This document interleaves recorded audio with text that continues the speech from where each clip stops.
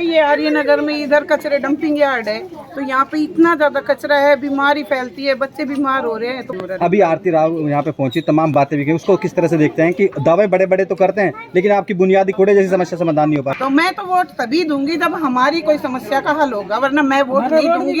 और मैं जो मेरे मतलब जितने भी पड़ोसी है उनको भी मैं यही कहूंगी कि वोट हम तभी देंगे जब हमारी समस्या का हल हो। जाम लोग रहते हैं। माता जी क्या नाम है आपका? मेरा प्रवीण देवी है। क्या समस्या है आपकी? हमारे घर के सामने पानी भरता है और उसमें कोई कार्रवाई नहीं हो रही। अभी तो रास्ता नहीं रहता आने जाने का और कचरा इतना कि बीमारी फैली हुई। अभी आरती राव यहाँ पर पहुंची थी वोट मांगने के लिए, हाँ जी। तो आपने उनको क्यों नहीं बताई समस्या? बताने का बोलने का तभी तो आएंगे, इसलिए हम इकट्ठे हुए थे। लेकिन अब हम वोट तब देंगे तब तो मैडम को वोट मांगने से पहले सोचना। ये तो मैडम को पूछना चाहिए जनता को भैया आपको क्या परेशानी है, आपकी हम समस्या का हल करेंगे। मतलब अपनी बात बता के चले गए, आप लोगों की नहीं सुनी? नहीं, अब उन्होंने कहा कि राव साहब गुमशुदा रहते हैं, 5 साल आते नहीं, महज चुनाव में बाहर निकलते हैं। उसको किस तरह से, क्योंकि आप में भी कहीं ना कहीं उत्तराधिकारी आपको मानते हैं, उसकी कमियों किस तरह? तो ये इनके मुद्दे हैं ऐसे ही फैलाने के, क्योंकि इनके पास कुछ सॉलिड चीज़ नहीं है। राव साहब जैसा ईमानदार और कर्मठ नेता और कहीं नहीं मिलेगा। नमस्कार, आप देख रहे हैं दैनिक साथी हरियाणा। मैं हूं आपके साथ आपका साथी अमित विश्वकर्मा। गुरुग्राम लोकसभा क्षेत्र से भाजपा प्रत्याशी केंद्रीय मंत्री राव इंद्रजीत सिंह की जीत सुनिश्चित करने के लिए बेटी आरती राव खूब पसीना बहा रही हैं। प्रचंड गर्मी के बीच सुबह 9 बजे से लेकर देर रात तक पूरी ऊर्जा के साथ देश को विकसित भारत करने की बात हो या फिर माजरेन या फिर नेशनल हाईवे जैसे तमाम मसले खुलकर बोलती हुई दिखाई देती हैं। लेकिन ऐसे भी कई सवाल हैं जिन पर आरती राव असहज दिखती है। इनमें राव की लोगों से बीच की दूरी का सवाल भी शामिल है। जेजेपी प्रत्याशी राहुल यादव फाजिलपुरिया द्वारा राव को गुमशुदा सांसद बताए जाने का सवाल जब आया तो आरती राव ने खुलकर जवाब दिया। पहले आपको दिखाते हैं राव को लेकर जेजेपी प्रत्याशी राहुल यादव ने आखिर कहा क्या था। लेकिन मैं पूछना चाहूँगा जनता से, क्या उनका घर आप लोगों को पता है? आप अपनी समस्या कहाँ लेके जाएंगे? बॉम्बे? उनका फ़ोन नंबर है किसी के पास? मैं तो पूछना चाहूँगा हमारे आदरणीय राज बब्बर जी से, क्या उन्हें अपना घर का एड्रेस पता है उनका गुड़गांव क्षेत्र में? तो आप लोगों के सामने है, एक तो पहले ही गुमशुदा थे, अब दूसरे आए हैं बॉम्बे से, वो हमें ढूंढने में फिर समय लग जाएगा 5 साल में। तो अपना समय खराब ना करें, अपने बेटे को चुने जो आपके बीच में रहे। वहीं वार्ड नंबर 10 के आर्यनगर में सैनी सभा के सेक्रेटरी मनु सैनी द्वारा आयोजित चुनावी सभा में शिरकत करने पहुंची कुछ महिलाओं ने तो बुनियादी समस्याओं पर शहरी सरकार को घेरते हुए समाधान नहीं होने तक वोट न देने का ऐलान कर दिया। बता दें कि जिस वार्ड नंबर 10 में कार्यक्रम था उस वार्ड के पार्षद शहरी सरकार के उप प्रधान। ऐसे में समझा जा सकता है कि आखिर शहरी सरकार के ये मुखिया स्थानीय समस्याओं को लेकर कितने एक्टिव हैं और कितने संवेदनशील हैं। ऐसे में राष्ट्रीय स्तर पर कहा जा सकता है कि अनेक काम हैं, लेकिन स्थानीय मुद्दे सांसद के सामने परेशानी खड़ा कर सकते हैं। महिलाओं का गुस्सा तो इसी ओर इशारा कर रहा है। बुनियादी समस्याओं को लेकर आखिर महिलाओं ने ऐसा क्या कहा जिससे शहरी सरकार असहज हो सकती है? मेरा नाम सुरेश देवी। क्या समस्या जो अभी बता रहे थे? समस्या है ये आर्यनगर में इधर कचरे डंपिंग यार्ड है, तो यहाँ पे इतना ज्यादा कचरा है, बीमारी फैलती है, बच्चे बीमार हो रहे हैं, तो बहुत परेशानी होती है। आपने शिकायत की कहीं पे? हाँ जी, एक बार अखबार में न्यूज दी थी, लेकिन कोई उसका वो नहीं हो रहा। अभी आरती राव यहाँ पे पहुंची, तमाम बातें भी की, उसको किस तरह से देखते हैं कि दावे बड़े बड़े तो करते हैं लेकिन आपकी बुनियादी कूड़े जैसी समस्या समाधान नहीं हो पा रहा है? अभी मैं तो फर्स्ट टाइम मिली हूँ, क्योंकि मेरे को अभी यहाँ रेवाड़ी में आए हुए 2 साल हुए, तीसरी साल लगी है। बट अब देखते हैं किस हिसाब से मैडम करती है। कराने चाहिए थे जरूरी काम है। तो मैं तो वोट तभी दूंगी जब हमारी कोई समस्या का हल होगा, वरना मैं वोट नहीं दूंगी। और मैं जो मेरे मतलब जितने भी पड़ोसी है उनको भी मैं यही कहूंगी कि वोट हम तभी देंगे तब हमारी समस्या का हल हो, वरना हम वोट नहीं देंगे। क्या नाम है आपका? मेरा प्रवीण देवी है। क्या समस्या है आपकी? हमारे घर के सामने पानी भरता है और उसमें कोई कार्रवाई नहीं हो रही। अभी तो रास्ता नहीं रहता आने जाने का और कचरा इतना कि बीमारी फैली हुई। अभी आरती राव यहाँ पर पहुंची थी वोट मांगने के लिए, हाँ जी। तो आपने उनको क्यों नहीं बताई समस्या? बताने का बोलने का तभी तो आएंगे, इसलिए हम इकट्ठे हुए थे। हम सारे मोहल्ले को वोट देंगे उन्हीं को, लेकिन हमारी समस्या हल हो जाएगी तो हम वोट देंगे। आप बात रख पाए अपनी? नहीं, या किसी ने मिलने ही नहीं दिया? अभी तो कोई बात ही नहीं हुई है। जब एक बार पहले आई थी बीमारी कोई बात नहीं हुई थी। मिलने नहीं दिया आपको? नहीं, अभी किसी को बात ही नहीं की। लेकिन अब हम वोट तब देंगे तब तो मैडम को वोट मांगने से पहले सोचना। ये तो मैडम को पूछना चाहिए जनता को, भैया आपको क्या परेशानी है, आपकी हम समस्या का हल करेंगे। मतलब अपनी बात बता के चले गए, आप लोगों की नहीं सुनी? नहीं। आपने महिलाओं को भी सुना। वहीं दूसरी ओर बावल की रैली में सांसद कह चुके हैं कि यह देश का चुनाव है हरियाणा सरकार, जिला परिषद, पार्षद या सरपंची का चुनाव नहीं है। अब आपको दिखाते हैं किस तरह से आरती राव विपक्ष पर हमलावर नजर आई। वहीं 2019 व 24 के आम चुनाव में क्या बदलाव आया और सांसद महोदय चुनाव के समय ही लोगों के बीच आने के आरोप पर भी क्या जवाब दिया। पिछला चुनाव और इस चुनाव, कुल पिछला चुनाव में भी अब लगातार लोगों के बीच जा रहे थे, इस बार भी जा रहे, कितना बदलाव देखते हो और किस तरह का समर्थन मिल रहा है? जी, बदलाव बस लोगों की तादाद में और उनके जोश में और उनके प्यार में है, ज़्यादा बढ़ा है और कोई ज़्यादा चेंज नहीं है। एक डेवलपमेंट क्या मसले हैं जिन पे आप वोट मांग रहे हैं इस बार और पिछली बार आप जो नहीं करा? जी, सबसे पहली बड़ी बात तो है हम एम्स बनवाना चाहते हैं।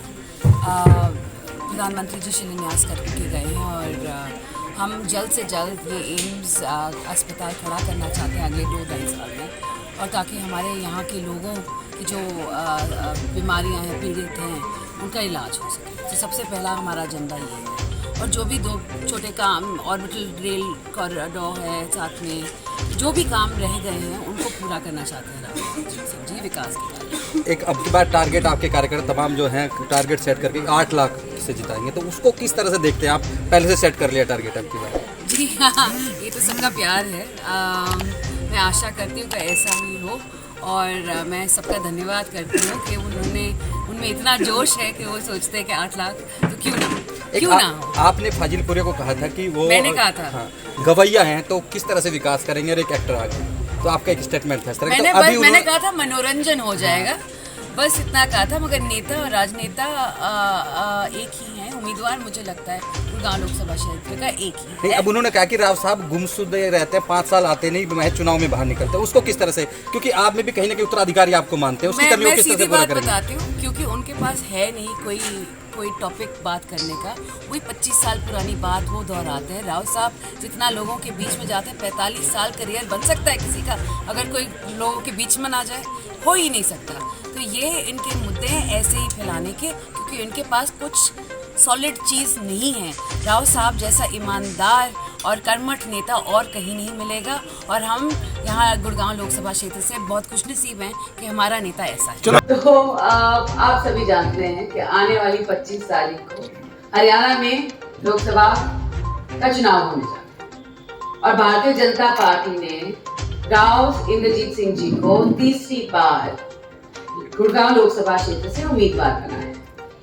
और मैं आप सभी के बीच आपका कीमती वोट मांगने आई हूँ, और मैं आपके बीच कीमती वोट मांगने आई हूँ विकास कार्यों पर। तो राव साहब से मैंने पूछी थी कि मैं जब आपके लिए वोट मांगने जाऊंगी तो मैं लोगों से क्या बोलूंगी, तो उन्होंने कहा कि जो पिछले 10 सालों में विकास कार्य हुए हैं दक्षिण हरियाणा में, वो शायद ही पहले कभी हुए।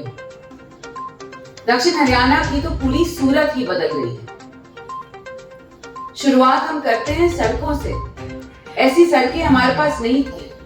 आज के दिन रेवाड़ी से नारनौल जाने बहुत बहुत आसान हो गया। 2700 करोड़ रुपए में यह हाईवे बना। रेवाड़ी पटौदी भी हाईवे बनने जा रहा है और 90% बन चुका है। 90% बन चुका है और बस थोड़ा सा रहता है।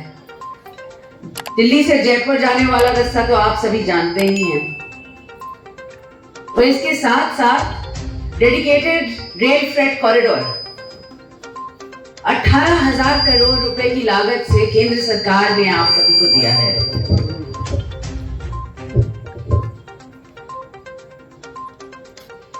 रेवाड़ी में 2 तालाब हैं, बड़ा तालाब और 16 राही तालाब।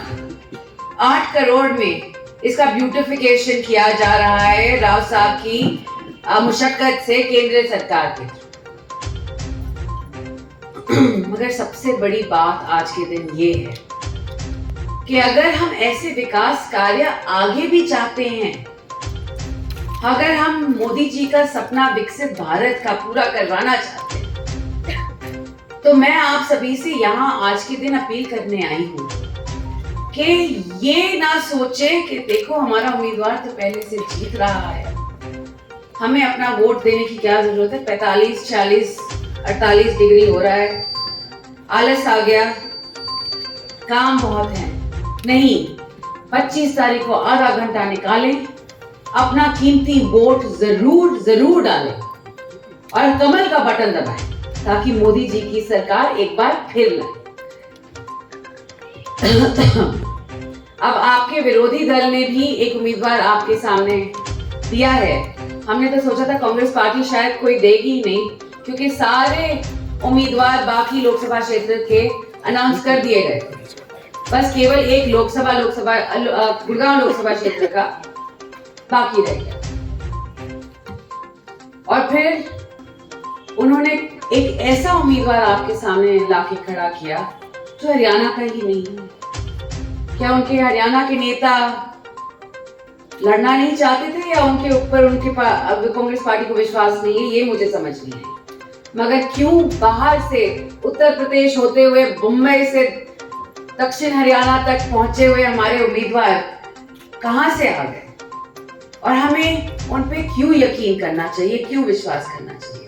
कल के वो भाग जाए, हमें क्या मालूम? क्योंकि सुख दुख में खड़ा होने वाला आपके साथ सिर्फ एक ही नेता है, वो है राव इंद्रजीत सिंह। और अगर आने वाले वक्त में हम और भी विकास देखना चाहते हैं, तो मेरी आप सभी से यही आज के दिन इंतजा है कि 25 तारीख को ज्यादा से ज्यादा तादाद में आप सभी निकलें।